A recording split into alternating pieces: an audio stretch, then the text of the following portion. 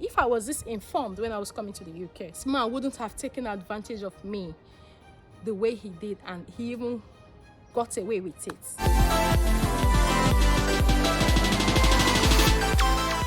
A lot of my beautiful subscribers have been saying, Fajira, do you have any regrets moving to the UK? And also share your experience with us so we can learn from that. Hey guys, welcome back to my channel. My name is Fajira. If you're joining me for the very first time, I'm so happy to have you all in my beautiful family. For my returning subscribers, thank you very much for always coming back to watch my videos. I really do appreciate. God bless you.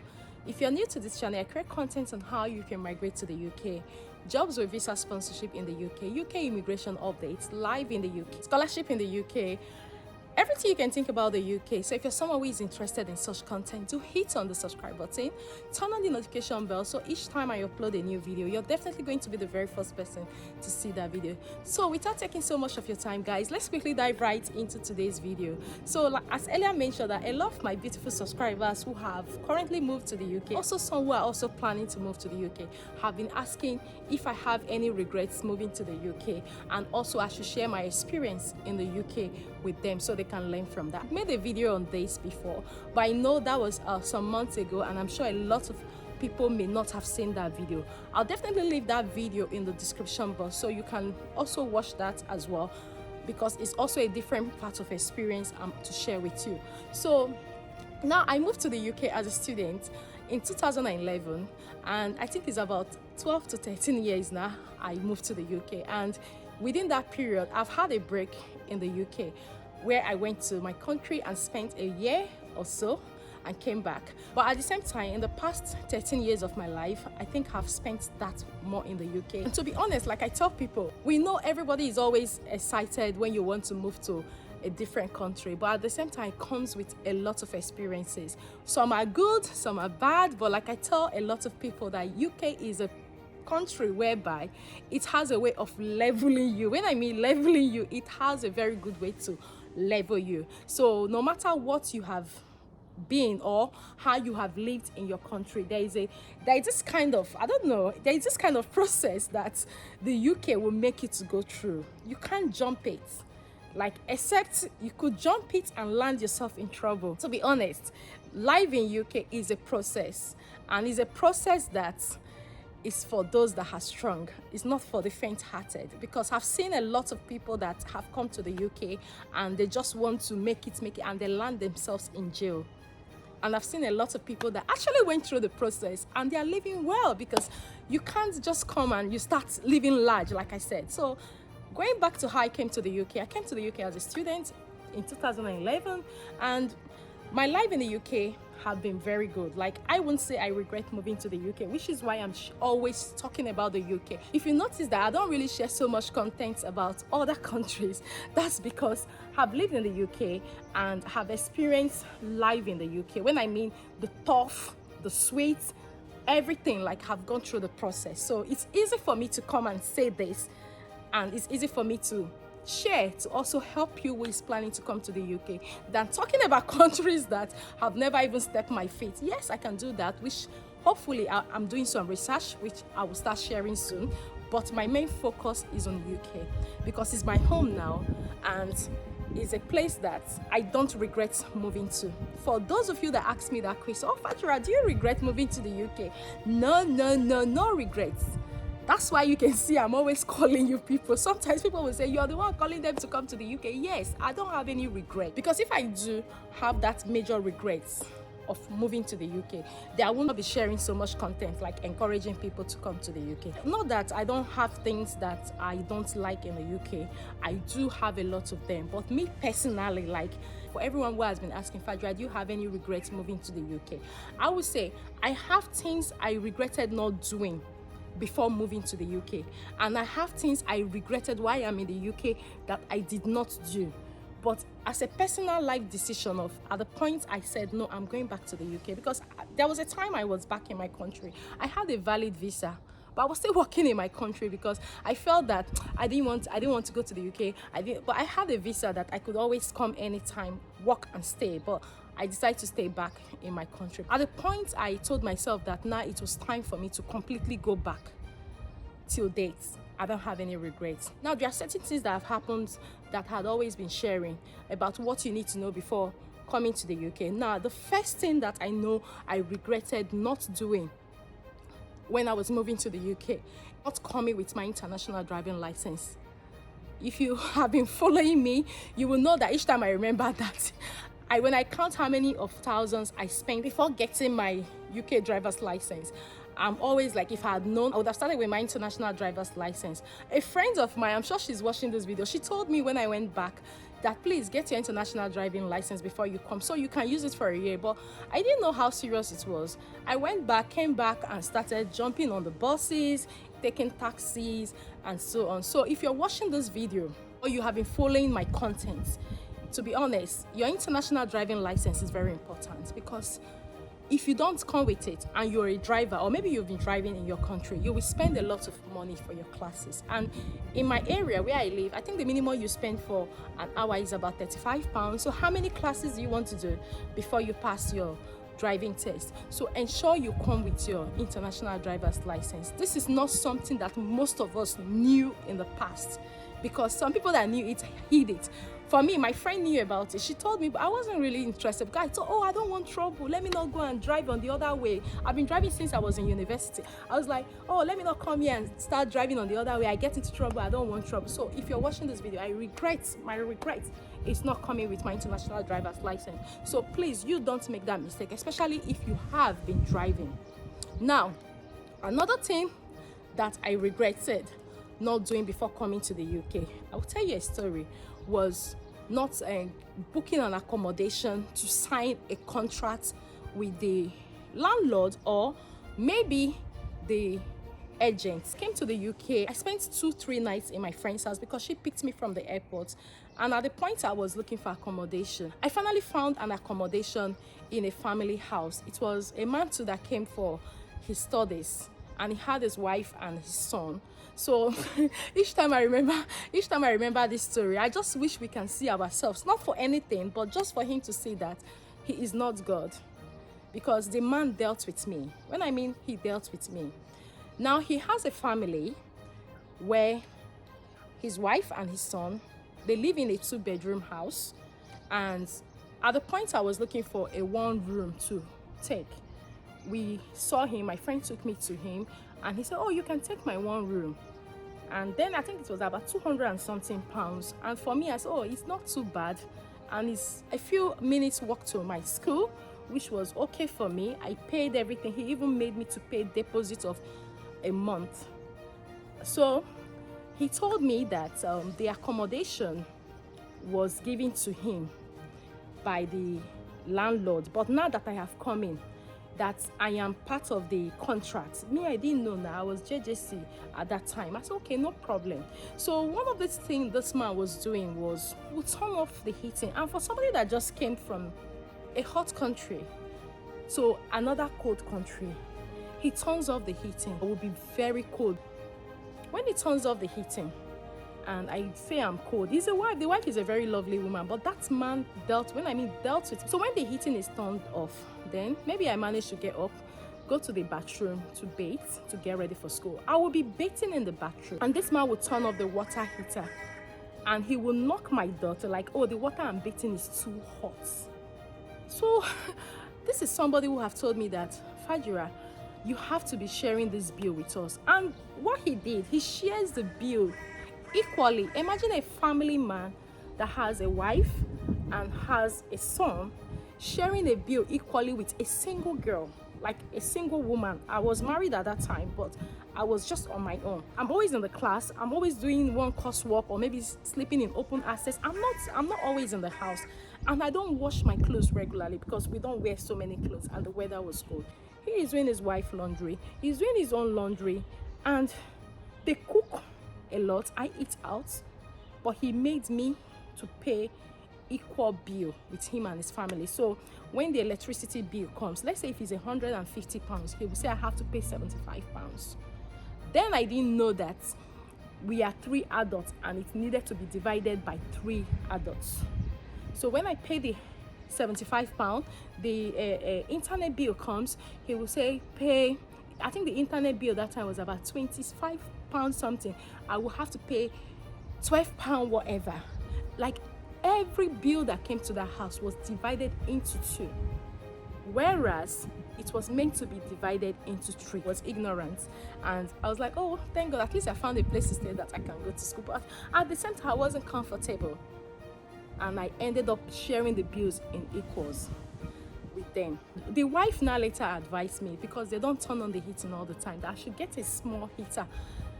Very lovely woman, I should get a small heater so I can be using in my room when I come back from school. So I went and got that heater. I still remember Argos, a small white heater, and I kept it in my room. And each time I come back from school, because it was in the winter and the house heater is not on, and I have to use that heater, the man will knock my door and tell me that I should turn off the heater. This is a house that I have been paying half of the bills, and I'm also paying half of the rent, and I still have my deposits with this house, whatever, owner or whatever. So he would knock my door and say, please, can you turn off that heating? And I'm like, what is this now? See me that I've been living very comfortably in my country. What is this kind of trouble?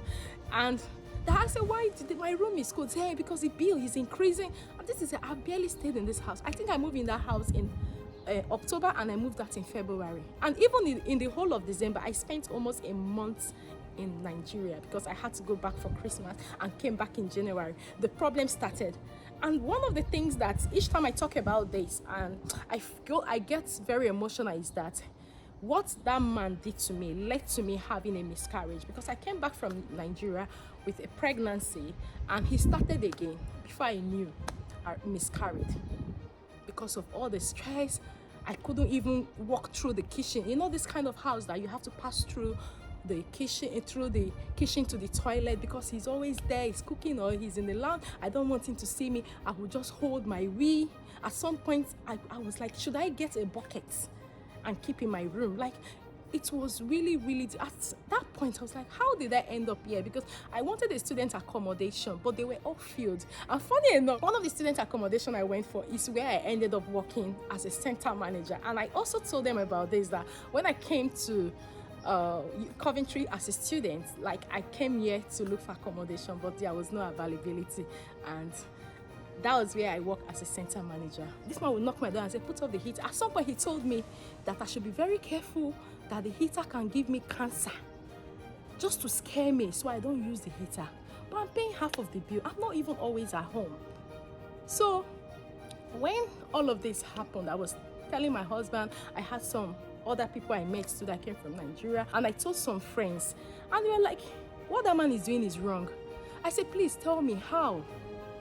They told me, and funny enough, this man, 1-year-old son, they leave that child for me because they know I'm sleeping and the wife has to go to work and he will have to go to work as well. So they leave the child knowing that I'm in the house, and by the time I'm ready to prepare for school, that boy is awake crying. He's at my door. Even once he wakes up, he comes to my door. Then I will look after him and I will leave my classes without this couple, without them even telling me that they are leaving the boy. So sometimes that's how my day ends. At the end of the day, they will go, oh, sorry, we just rushed. We thought he was still going to be sleeping. And by the time he comes and I go to class, I've already missed maybe a class or maybe 2 classes. And I'll say, no, it's no problem. You know our mentality now, we always want to care for people. So this man kept on doing this, and he kept on doing that, told me not to on the heating, that the heating will give me cancer, this one, that one. At some point, like I said, I'll be bathing. This man would just turn off the water heater, that the water I'm bathing is too hot.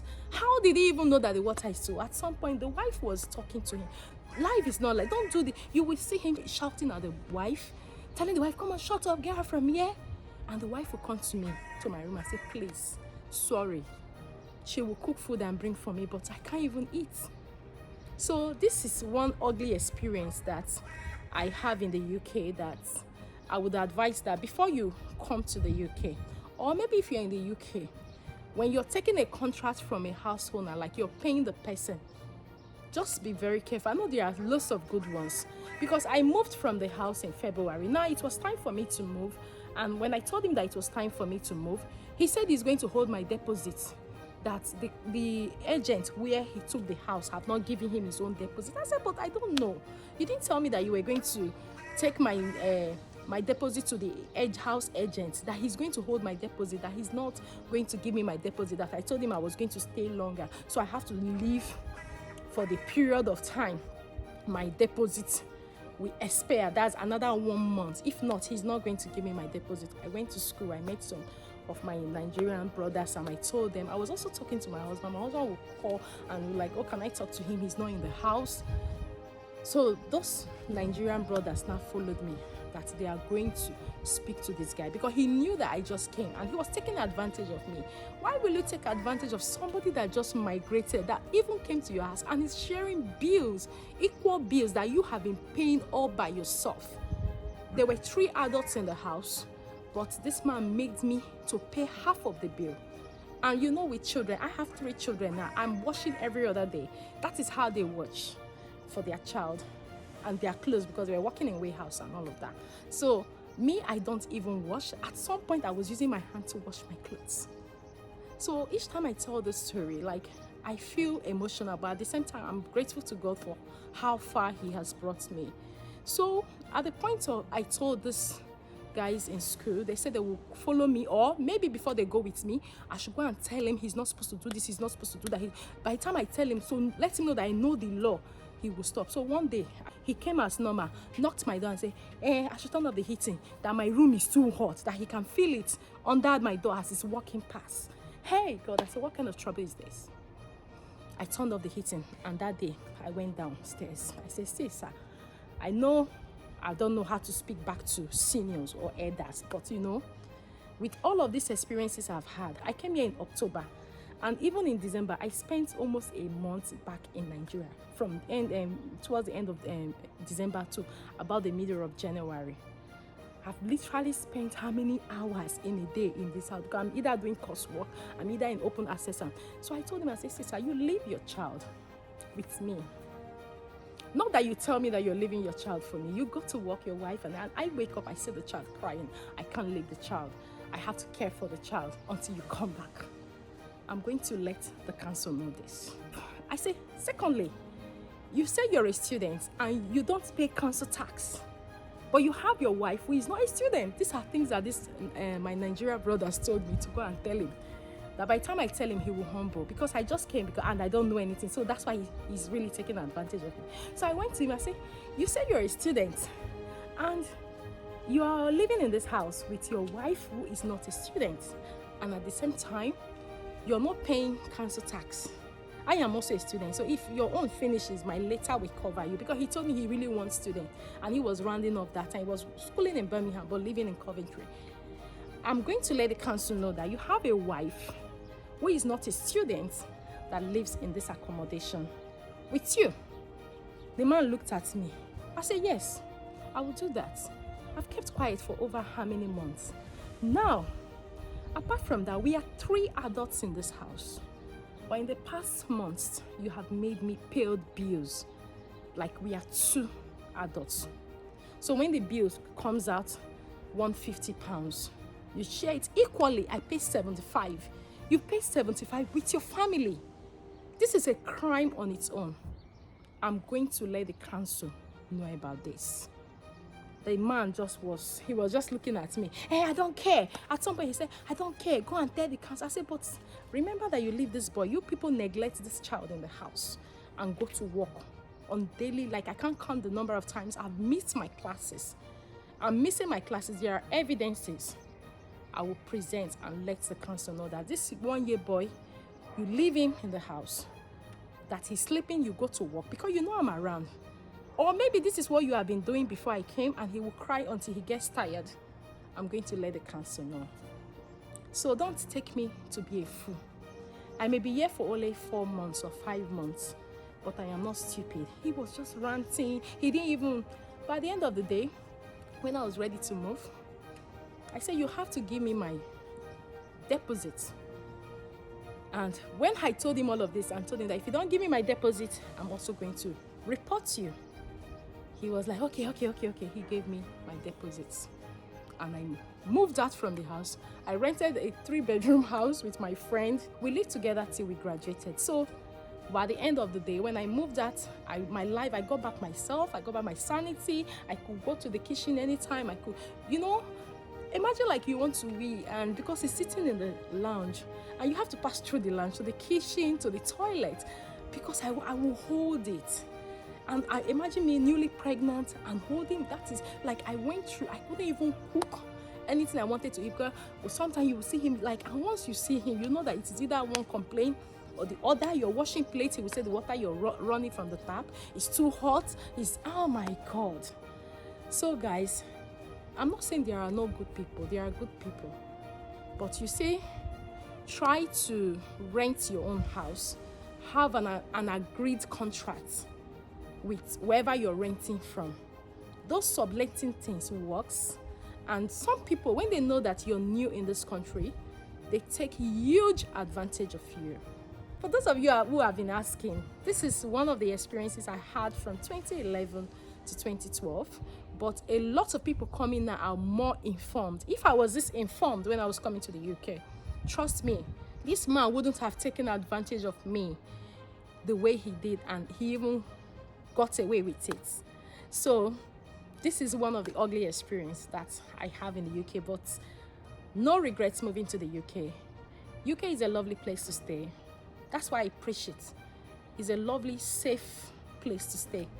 I preach it and I say it. So if your dream is still to come to the UK, there are so many pathways you can move to the UK. I've shared some. I'm researching on more. There's something new I'll be bringing to you very soon on how you can move to the UK on this channel. So don't give up on UK.